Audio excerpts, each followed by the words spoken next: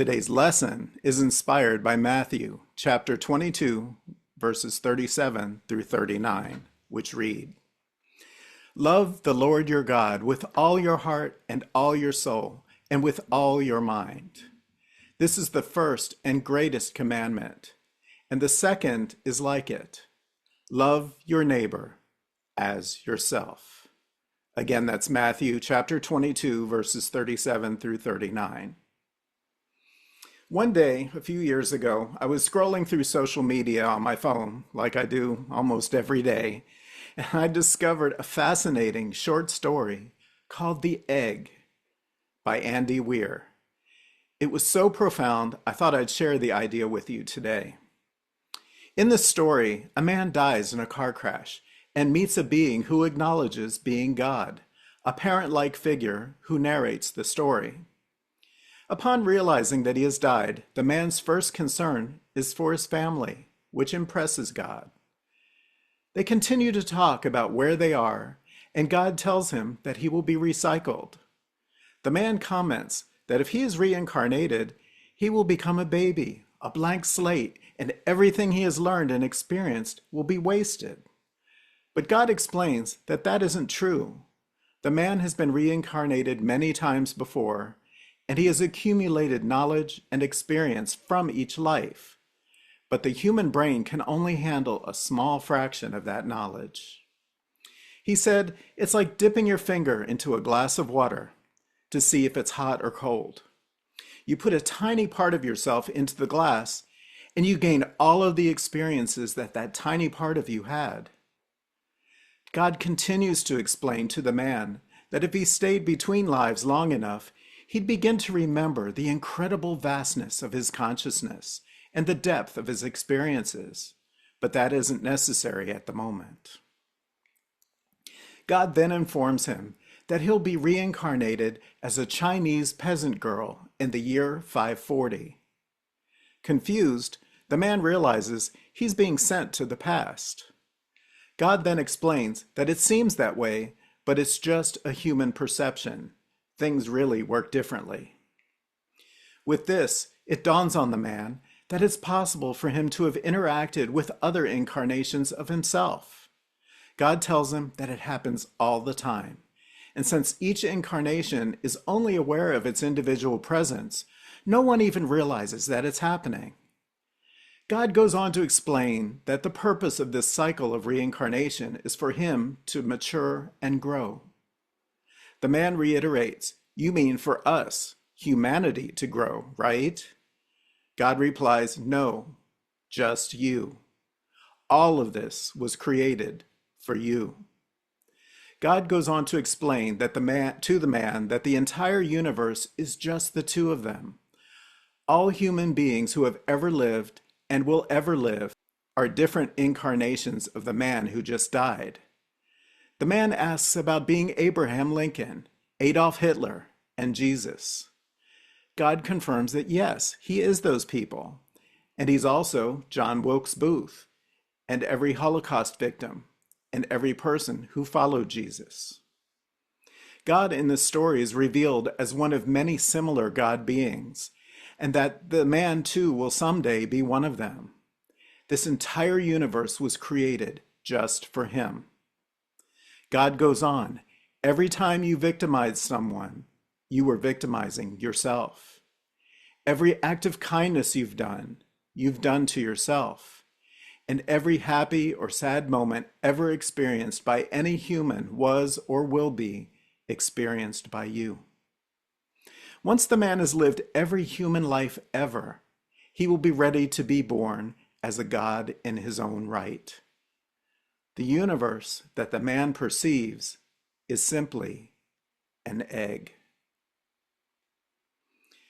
This story is incredibly thought-provoking. The idea that every person who has ever lived or who will ever live in the future is a different incarnation of me is mind-bending. The notion that the universe is simply an egg or a womb preparing for birth as a God is a perfect encapsulation of the idea of our soul's progression toward the Godhead, or Christ consciousness, or whatever comes beyond that. As I discovered the story, the idea became persistent in my consciousness. In meditation, I began to see greater meaning of many things that I've seen and heard throughout my life. The first, and perhaps most obvious thing that comes to mind with many people who read the story is the golden rule. However we treat others is a reflection of how we would want to be treated. But what first came to me was love your neighbor. This phrase and I go back a long way. My parents met as next-door neighbors with their respective spouses and children in the Maryland suburbs of Washington, D.C. back in the 1950s. They later married each other and ended up separating before I started school. My 10th birthday was on a beautiful sunny Saturday, and my dad showed up with a t-shirt to show my mom. It said, "Love thy neighbor, but don't get caught." It was a funny way to look back and make light of a tumultuous time in my family's unconventional history. As I got older, I started thinking more about these words of Scripture. Love your neighbor as yourself. Love everyone else the same way you would love yourself. This is a clear message, but then the thought comes to mind, what if someone doesn't love themselves? They aren't going to be able to show much love for others, are they? As entertainer RuPaul Charles often says, if you can't love yourself, how the heck are you going to love anyone else? But after reading The Egg, I realized that there's yet another way of looking at this, which makes me think that Jesus was onto something much deeper that perhaps transcends our limited human understanding. What if he meant it literally? Love your neighbor as yourself, because your neighbor is yourself. Ding, ding, ding. I think I hit the target. Looking beyond those 5 words, Jesus precedes it with what he calls the greatest commandment. Love God with all of your soul and all of your heart. Think about it. If we are God in an embryonic state, one soul and one heart, and everyone who has ever existed is us, then God is us too. In that context, Jesus is saying, love yourself with all of your soul and all of your heart. Love the different iterations of how you express yourself in the same way you love the self that you want to be, because it's all you. Setting the story aside for a moment, let's talk a little bit about the Bible. One of the things we like to teach is the meaning of the words of Scripture, and that metaphysically, the Bible isn't a book about strangers who existed thousands of years ago, or the rules that we must follow. Each person, place, and situation in the Bible is a representation of ourselves, you and me and humanity as a whole, and how we navigate this life. It's a book of lessons about our spiritual progression, starting with basic human existence and evolving into elevated spiritual understanding. It's all about you. Following that logic, if the Bible is all about you, then love your neighbor means love yourself. The idea isn't far removed from that of the egg, but told in a much more dramatic and complex way. So, okay, let's take a deep breath and a step back so we can absorb all of this a little bit. What if everyone you have ever met, seen, heard about, read about, dreamed about really is you? If it's true, then every person who has ever annoyed you is you. Every person who has ever made you feel good about yourself is you. Every person who has done something evil is you. Everyone who has ever ignored you is you. In the story, the man discovers that he was not only the people that he admired, but also the people he despised and all of the people that they interacted with. That's pretty deep. The story goes on to reveal an idea that the universe we perceive is just a staging area for what is yet to come. Call it an egg, or a womb, or a playground, or a petri dish, a laboratory of sorts, where instead of growing skin and bone and tissues, You get to play out every possibility of human existence to prepare you for what you are ultimately to become, a fully developed divine being. Now let's think about this a little more. Following this idea, that means that you are Winston Churchill and Neil Armstrong and Alexander the Great and Joan of Arc. And you are Jack the Ripper and Jeffrey Dahmer and John Wayne Gacy. You are all colors of skin, all orientations, all religions, all nationalities, all cultures. You are Mother Teresa and you are Vladimir Putin. They are all you, and you are me, and I am you. Whoa, that's a lot to think about. So, okay, I can hear some of you saying, there is no way I would ever be some of those people. But remember, the idea of reincarnation is that we need to experience all of those things in order to grow in consciousness. The only real difference in the idea of the egg is that it's not happening on a linear timeline, and that there's only one soul on the journey. It's just you, incubating and growing billions of incarnations at a time. Now that we've explored this thought-provoking idea, whether it's true or not, or whether you believe in reincarnation at all, what does this message mean for you and me? It's a powerful reminder for us to remember that we're all human. We all have our strengths and frailties. It's not for us to judge because we can be judged too. Isn't that another one of Jesus's lessons? None of us is perfect, but we're all evolving to a state of perfection based on understanding and learning to create harmony rather than judging and condemning each other.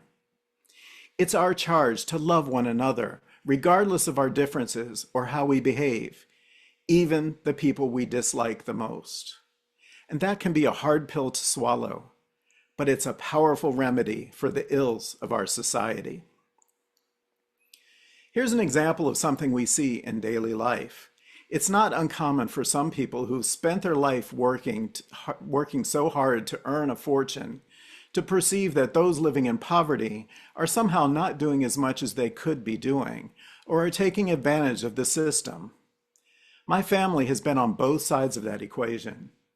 When I was little, my dad had a job that paid more than $20,000 a year. That doesn't sound like much today, but back then it was the equivalent of more than $200,000 a year. Still not opulent luxury, but more than comfortable for a married couple with 3 small kids at home and 8 kids between them. We had everything we needed, and we didn't have to worry about it. At one point in his career, my dad was laid off from his job and couldn't find other employment right away. Before long, we found ourselves scraping by with next to nothing.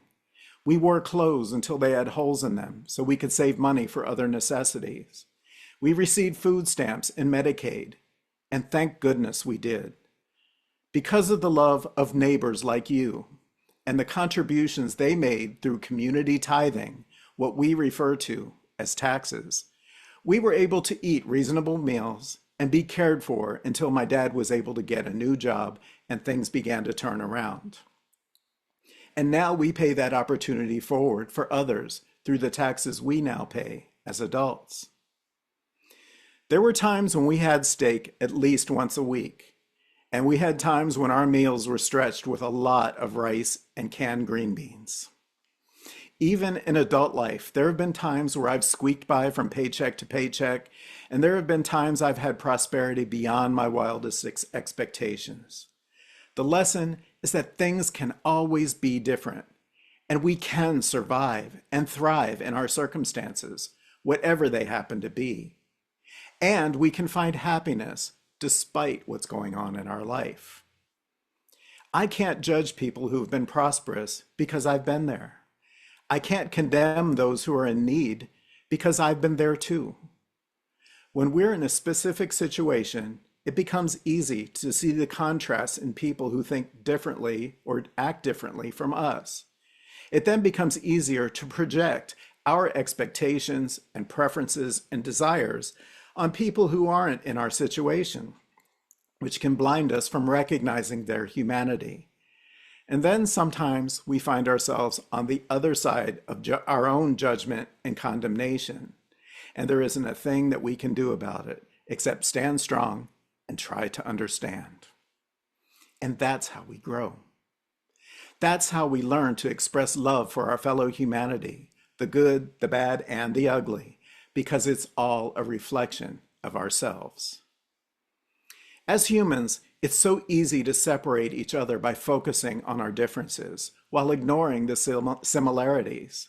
We begin to classify people by taking adjectives to describe a person and making them into nouns. No longer people, just labels that our society uses to identify them and separate them. Liberals, conservatives, Christians, Muslims, gays, straights, blacks, Hispanics, and so on. No longer people, but things. These words become weapons that objectify people who are different, and it pervades our life. We aren't liberals. We are people who think with liberal concern for our fellow humanity. We aren't Christians. We are people who follow the teachings of a prophet.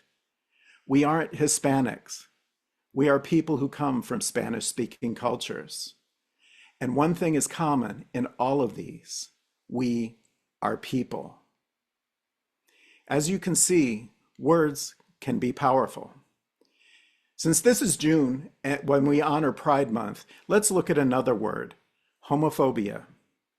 If you look at the etymology and the Greek history of the word, homo means the same, like homogeneous, which is the same throughout, or homonym, meaning pronounced the same way. Phobia means fear, like acrophobia, the fear of heights, or claustrophobia, the fear of confined spaces. Homophobia literally means fear of being the same. Fear of being the same. Think about that. What a sad statement that makes about us as humans, that such a thing exists. Fear of being the same. We tend to be judged by each other based on how different we are, because sometimes we're afraid of seeing that we're more alike than we might want to admit. Spiritually, figuratively, and in some ways literally, each of us is a reflection of every other person who has ever existed. Each person is an expression of God consciousness, manifesting and expressing in their own way, including you. Honor the God in them and honor the God in yourself. If all of us could learn to behave from a perspective that every other person who ever existed is ourselves in another form, imagine how differently we could perceive our world. Imagine how differently we could think and behave. Imagine what a wonderful place we could create, built on mutual respect, self-respect on a global scale. That is the lesson taught to us by the egg and by love your neighbor. I'll close our discussion with a single word, namaste. This is a word of Sanskrit origin that means the divine in me honors the divine in you. It's the ultimate way to live by both of Jesus's ultimate commandments. Love God with all of your heart and love your neighbor. Whether you believe that humanity consists of many beings expressing individually or as an individual being expressing in many incarnations or something else entirely, the word namaste unites us and honors the divinity we share perfectly. Love your neighbor as yourself. Think about it and then do it. Namaste.